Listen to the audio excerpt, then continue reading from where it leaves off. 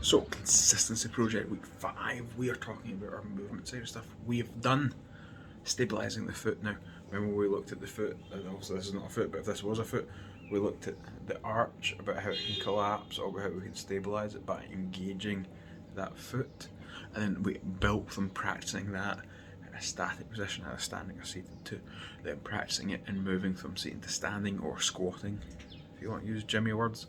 And then we will look at adding it into movement of simply of walking. Are you able to take your foot to a stable position when it's on the floor, to loose, a stable position when it's on the floor, to loose as you're walking?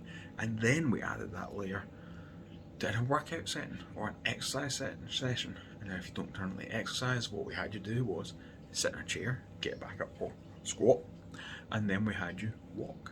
If you worked out in the gym, we had you squatting and doing a carry. Okay, pretty simple stuff, but all in the process of stabilising the foot, because we know if the foot is stable, it's not only going to keep your foot better, but it's also going to start protecting your knee. Now the next thing we're going to move to is the hip. We want the foot to be stable, we want the hip to be stable, because this is now going to protect the knee from both sides, top and bottom, but it's also going to start working on protecting the back.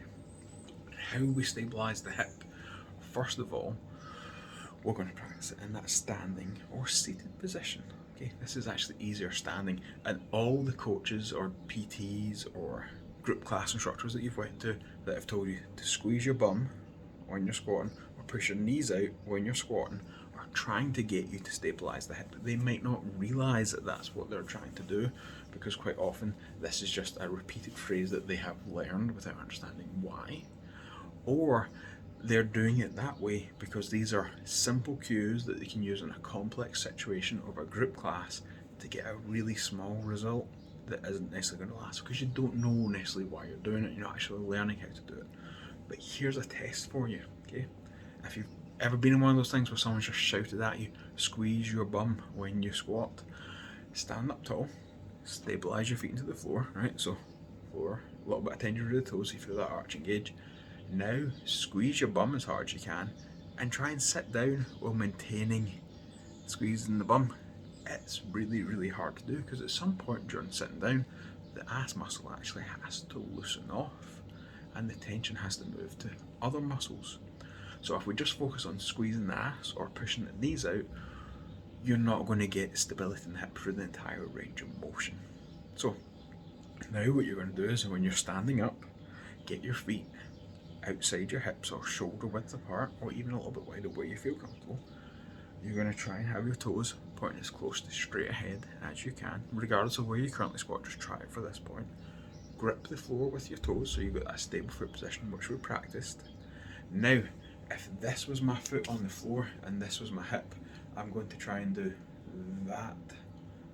Right? I'm trying to do that at the hip. My foot's going to stay here, but I am doing that sort of force. Okay, so my feet are gripping, going straight ahead, and I'm going to try and screw my hip or almost open, so that's the front of your hips opening up.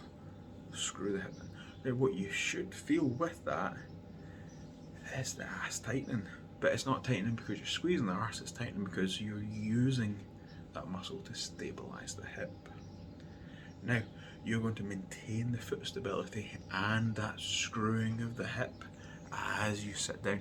And if you feel the screwing of the hip, as soon as you start sitting down, that tension moves away from the arse and drifts to other muscles in the leg. Then as you come back up, it's going to move from those back to the arse when you're standing up tall. Combining foot stability with hip stability is how we protect knees, it's how we stop injuries happening, and it's the first stage of how we protect the back from bad things happening.